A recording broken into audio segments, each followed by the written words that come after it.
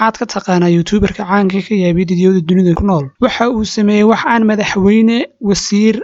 atoore xataa ciyaaryahan amaba youtuber kale aan u sameeynin kusoo dhaw taariikh ku saabsan xasan suleymaan abufallah ايوه بسم الله الرحمن الرحيم ليش بوفله ابو فله magaciisu waa xasan suleymaan waxa uu ku magac dheer yahay abufallah waxa uu kuwad ku dhashay 1998 ilaa haatan lama yaqaan meesha uu ka soo jeedo mar wax laga weydiiyay meesha uu ka soo jeedo waa uu ka gaabsaday inuu sheego waxa aad loogu maleynayaa inuu yahay nin Soomaali ah ama Masri marka la fiiriyo midabka wajigiisa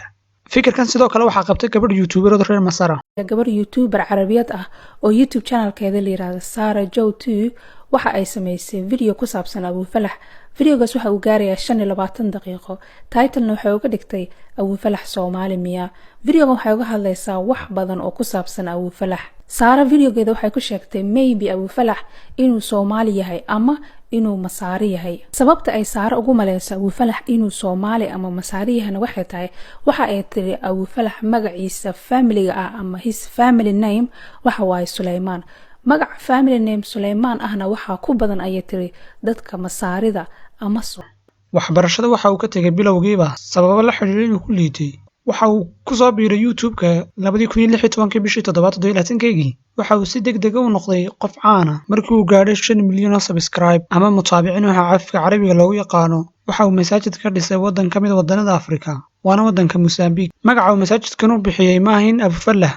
kumana qorin magaca isaga khuseeya ee waxa uu ugu magac daray Abufallah iyo taageerayaashiisa ama subscriberskiisa sida muuqata magaca waxa uu ku xusay subscriberskiisa ama mutaabiciintiisa ama daawadayaashiisa haddana markii uu gaadhay 6 milyan oo subscribe waxa uu gaadhay u iibiyay walaash oo si weyn u saaciday markii uu 8 milyan oo subscribe gaadhay ama daawadayaal waxa uu kafaalo qaaday 8 arday oo ka soo jeeda wadanada faqiirka 9 milyan markii uu gaadhay waxa uu iibsaday gaari uu ku riyoon jiray in badan haddana markii uu 10 milyan oo subscribe gaadhay wuxuu gawaari u iibiyay dadka ku xidhan una qaybiyay sidoo kale markii uu 12 milyan subscribe gaadhay waxa uu 12 guri u dhisay dadka qaxootiga ee reer Suuriya ma uu istaagina markii uu 15 milyan subscribe gaadhay waxa uu gawaari u iibiyay dadka mutaabiciintiisa ama daawadayaashiisa kuwaas oo si fiican ugu qaybiyay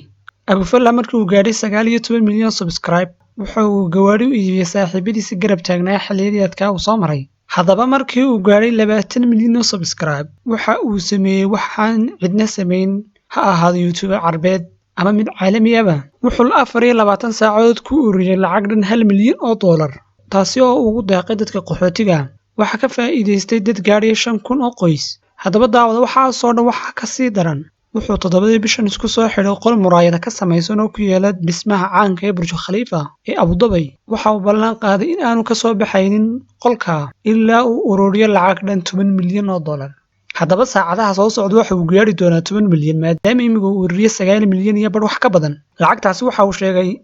lacagtaasi waxa uu ku caawinayaa dadka qaxootiga ee dunida haddaba daawada haddii aad awoodid ka qayb qaado lacag ururintaas waad ku maadsantahay daawashada muuqaalka